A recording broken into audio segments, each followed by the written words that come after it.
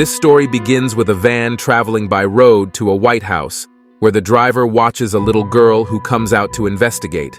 The girl looks around feeling watched, surprised by this elongated face, which tells her that she has arrived too soon. Then he throws himself on the little girl. Part 1. His letters. 20 years later, Lee Harker is brought in for an FBI briefing, where she is assigned a partner to go house to house to look for a serial murder suspect. The girl starts to feel something fishy and guides her to the suspect's house, telling her partner to please call for backup, but the fool goes off on his own and gets shot in the head. Lee readies her gun and breaks into the suspect's house, and for some reason, it was wrapped in plastic. She then goes up to the room where the killer allows himself to be arrested. After the incident, the girl is taken to an office where she is given an extrasensory test. After passing it, she is taken to Major Browning and Agent Carter, who are in charge of a special division in charge of solving strange cases. They show her a house where a teacher and a baseball coach had gone mad and killed their entire family before shooting themselves.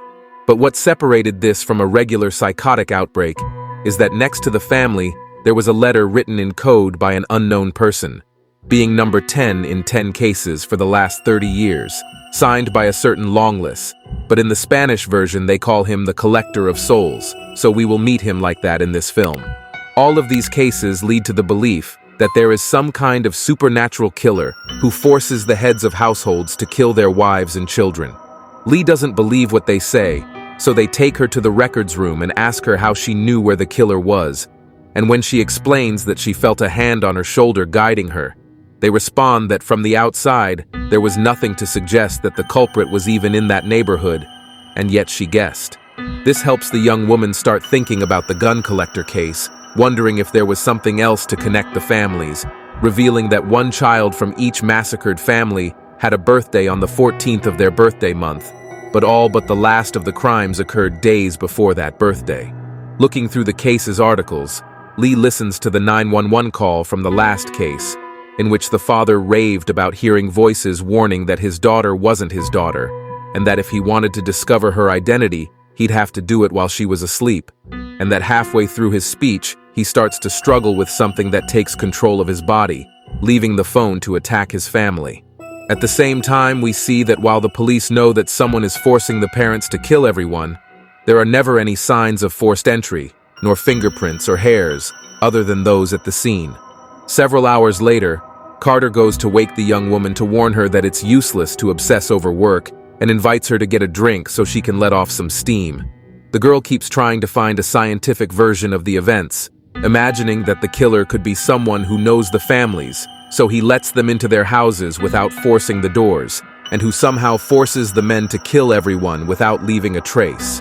And when Carter suggests that perhaps the culprit was not present at the murders, Lee thinks that the culprit left instructions to a family member so that hours later he would follow his orders. No kidding, that's how they gave it to him. Lee takes Carter to his house, and the man takes the opportunity to introduce his wife Anna and his daughter Ruby. The little girl becomes fond of Lee and takes her to her room, asking her if she always wanted to be a police officer. But the girl says that when she was little she wanted to be an actress, and before going any further, Anna implies that it's time to say goodbye, and the little girl asks Lee to come back for her birthday party. Lee returns home in the middle of the woods and tries to talk to her mother, and after a somewhat awkward conversation, someone is heard knocking on the door, so the girl cuts the call to see who it was, and when she goes out to face the silhouette that was going into the woods, we see that it was just a distraction so that someone would enter her house, and when she returns inside, the intruder leaves her a package with the order to open it on January 14th. Part 2. All of your things. Lee forgets that there was someone inside her house and opens the package, discovering a drawing of an elongated face with a happy birthday card and a letter in code, which when deciphered asks to read chapter 13 of Revelation, dedicated to the arrival of the two beasts. I stood on the sand of the sea, and I saw rise from the sea a beast that had 7 heads and 10 horns, and on its horns 10 diadems, and on its heads a blasphemous name, along with another note that politely asks that the leaves be a secret between the two. The next morning, the group is taken to see a new crime scene that had been going on for quite some time, but no one noticed the deaths, because the family was going on vacation, and with the notes that the soul collector left. She translated the code in the message. "Nice try, but you failed." Lee is very scared to see the body of one of the family's daughters and decides to call her mother to try to console herself. The woman tells her that she shouldn't keep obsessing over an important case, and if she feels so bad, she should focus on the good things and go to church to protect herself from the devil. Lee investigates the necrologisms of murders supposedly forced by the devil until she checks a book called 9 Circles of Hell, in which she sees that Satanists use a linear algorithm to mark important dates so that they form triangles. When putting the marked dates of family massacres, she sees that the pattern is repeated. When talking to Carter, she sees that a date is missing, and thanks to the fact that a daughter of the family survived one of the attacks in 1966, she deduces that the name of the soul collector comes from the fact that sometime before attacking the family, he lets himself be seen by one of the sons, which could have made the surviving girl stay out of the house when it happened. It turns out that the girl named Carrie is confined in a psychiatric hospital, but before that, both policemen take the opportunity to go to the family farm to see if they find anything, finding some crosses that guide them to the barn, and they discover that at the top, there was a compartment between the boards, which had a triangle similar to the one Lee drew, and also a doll almost identical to little Carrie. At the coroner's office, they see that the doll is made of porcelain, but that on the outside it has human hair and that it has a metal ball as a brain. It doesn't seem to have anything strange, so they examine the ball with a microphone. The microphone's feedback leads Lee to look back to when the soul collector met Carrie in a red room, while the coroner comments that when making the doll, he whispered the name of his ex-wife. Meanwhile, the soul collector enters a supermarket to bother the cashier, but she doesn't let him scare her and asks her father to get him out of there, and the bastard starts throwing a tantrum. The detectives go to the mental hospital to see Carrie, and the manager mentions that someone also visited the girl the day before, and that person registered under the name Lee Harker on January 11th. This caused the woman to wake up from a catatonic state that had her trapped for more than 20 years, and when Lee asks why they didn't detain him or ask for an ID, the guy says that they don't give much importance to who enters the hospital, and that's why they never ask for ID. Taking advantage of the fact that they are there, Lee goes to visit Carter, and the girl tells her that she recognizes her because she recently saw her go to her house. Lee asks if she remembers anything of what happened years ago, but the girl mentions that she remembers that the last years were in total darkness, and that her mother was a very tired person who would never be satisfied with her life. So her father took pity on her and killed her, along with a priest who had come to advise us. Days before, a man took her out of the darkness and asked her to do something important for someone who lived downstairs, which she exceeded thanks to what he did for her, adding that she would do everything he asked her, from jumping out the window to killing Lee. But she does not remember having a doll similar to her, something that is not strange, because Lee herself does not remember hers. Lee says that the girl woke up from catatonia when they found her doll, so it could be how they control a family member to kill everyone. The detective does not believe this, saying that it seems very strange to him that the clues are now opening up on their own since she joined the case.